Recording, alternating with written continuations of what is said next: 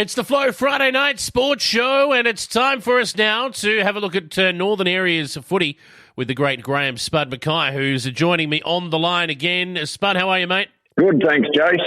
Excellent. It's a bizarre round of matches, round 3 in the A-grade competition of Northern Areas footy, and big margins were the order of the day. We might start with the reigning champs, Orroroo, who took on Crystal Brook and did them in 16-15, 1-11 to the Chooks 2-3-15. An absolute hiding here.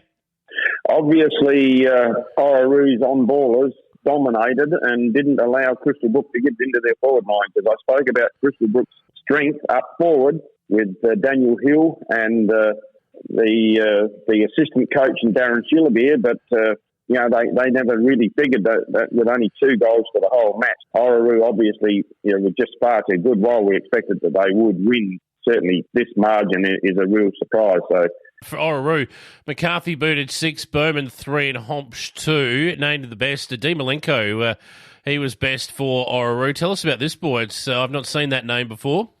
Yeah, no, he's one that they picked up. He's been around for a while. Like, he started the season there with them. Yep. And he came with big raps, and he's certainly doing that. And, I don't really know where he's come from, but I would say it'd be from Adelaide somewhere, and he's probably got some ties with Patrick McCarthy or something like that. So yep. They are 2 very handy pickups for Orroroo for this year. Some more familiar names also joining him in the best for Orroroo: Reid, Hompsh and Slade. For Crystal Brook, Millard, Lambert, Kirk and Clements named in their best. We go to our next game, which was Broughton Mundura over Southern Flinders, and we thought this would be the close one. Well, 107 points the difference between the two, 17, 19, 121, so it could have been much worse. Southern Flinders just 2-2-14. Got to say, Spud, didn't see this coming. Certainly didn't. After Southern Flinders, they had a good win the first week against Jamestown Peterborough, backed it up against BMW the following week. Now, if you look at the scores here, they have only scored a point from after half-time. So they had 2-1 at half-time. They finished off with 2-2 for the match. So certainly not going to win you too many games with a second half like that. Broughton Mundura, on the other hand, you've mentioned it, the amount of scoring shots there. So if they had sort of been a little bit more accurate, they would have really kicked them off the park. So very strong effort by Broughton Mundura, and Southern Flinders will have to look to redeem themselves again this week, as I've just said, with Crystal Brook. For Broughton Mundura, the goal kickers: Hewitt 5, Allen 3, Hayes 3, Gordon 2, and then a host of singles. For Southern Flinders, only the 2 goal kickers, Smart and Galbraith, booting goals there. Coombe, Kay, Galbraith, Kleining and Millington named the best for Southern Flinders. While for Broughton Mundura, you could have just gone with the old complete team effort if you wanted to, but Hewitt, Gordon, Freer and Searles stood out according to their crew. So a solid win for Broughton Mundura, and at the start of the year we said they might be the sliders this year. Well, they're certainly showing otherwise, aren't they?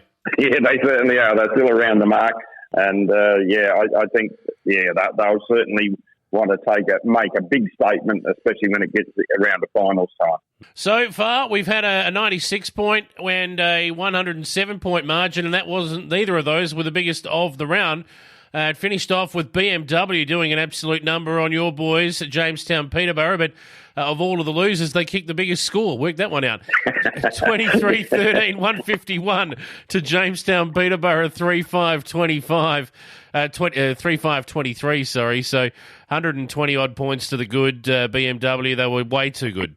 Yeah, they were. And, just at the moment, Jamestown Peterborough probably are flattering some of the other side's percentage, because they're looking to kick big scores and get good percentage on there, because it's, when you get towards the end of the season, sometimes percentages become very important, and that's what BMW did. They were very impressive. Nick McCullum coming back for them. He hasn't played.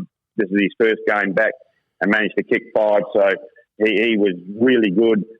Jamestown Peterborough, they've sort of probably similar to what they have the last couple of weeks. Unfortunately, though, they did lose one of their better players And Matt White, he had to come off with a concussion, so he's going to be missing this week. So BMW, very impressive. Indeed. McCullum 5, Coburn 5, Arthur 3, Fullers 3, Taylor 3, Kanga 2, and then a couple of singles. And for Jamestown, Peterborough, Bunterick, Hall and Robinson, their goal kickers. Best for BMW, Kanga, that's A, Kanga, Coburn, and Kumnik was named best on. Now, that's not a name I'm familiar with either, but tell us about this boy. Yeah, Jackson Kumnik, he's from a local, come up through the Colts, and they just need to see some consistency about him, and that will really help their two leaders in their coach, Alec Kanga and Lucas Kanga. They are the ones that they're building the team around. But certainly I think the big thing is their ability to score up forward now. That would be a big plus for him with Nick McCullum back. Jamestown, Peterborough's best on the day. Porter, Afar, Hall and Mead along with Clark. So still some work to do for Jamestown, Peterborough. And if we head our way into the coming round of matches, it's going to be an interesting round, this one, because we've got the top two again facing up against basically 3 and 4 on the ladder as we see them so far. But down the bottom of the ladder at Jamestown, your boys, Jamestown Peterborough, will host Crystal Brook. And well, if I'm Jamestown Peterborough at the moment, I'm smelling the opportunity for at least a competitive game, if not maybe a win. Well, let's hope they do, because it's going to be played in front of their home crowd, and that's always a big plus. And we want to see a lot of people out there to support them on Saturdays. Obviously, Dan Porter, he's a ruckman. They didn't have their normal ruckman in Simon Jackson last week working, I would have thought. So that would help if he was able to come there. But it's going to be a big ask against Crystal Brook, because Luke Capitola is one of their key linchpins in the centre. So that would be, I think that is where Crystal Brook would look to perhaps get an authority there. I think they'll win it, and they'll probably win it pretty easily. Let's hope for a good contest. Let's have a look at the next game at Wilmington. I'm looking forward to seeing this one. BMW at Wilmington taking on Broughton Mundura. Now, BMW failed their last test. They won comfortably last week. Let's see if they can come out all guns blazing against a premiership contender. Yeah, this is probably, this will, I think, be the closest game of the round. I reckon Broughton Mundura will win, but I reckon this will be the closest game of the round. The other game will be at Warrabra, where Southern Flinders should come out breathing fire. They'd have to be disappointed with the effort they put up last week. They'll take on the top side, Orroroo, who are flying at the moment. You wouldn't expect Southern Flinders to win this game, but can they at least put some doubt in their minds? It's a very hard ask, because you've mentioned, or already we've mentioned the two new ones for Orroroo. But then you look at their male medalists that they've still got in that side, in Darren Hughes and John Nicholas, and Tom Moten is an on-baller. Very, very strong in that midfield. So they sort of need their younger players to lift around them. But I don't see that they would beat Orroroo. So if you look at my tips, I'm actually going for the 3 away teams there to win tomorrow. So that will be really something out of the ordinary, because most times you look and you sort of think about home ground advantage, but I can't see that happening this week. Well, I think you bang on for what it's worth, Spud. So it should be an interesting round of matches again in Northern Areas footy. I tell you what would keep the scores nice and close. About 40 mil of rain would be nice. That's exactly right. We said that the other day about Jamestown Peterborough needs some heavy grounds, and we need strong winds, and then you need the wind to turn around in the last quarter, and you get 3 quarters with it. Fair enough too, but with Jamestown Peterborough's luck at the moment, mate, you'd probably be going against it 3 out of the 4 quarters. So. Yeah, that would be right.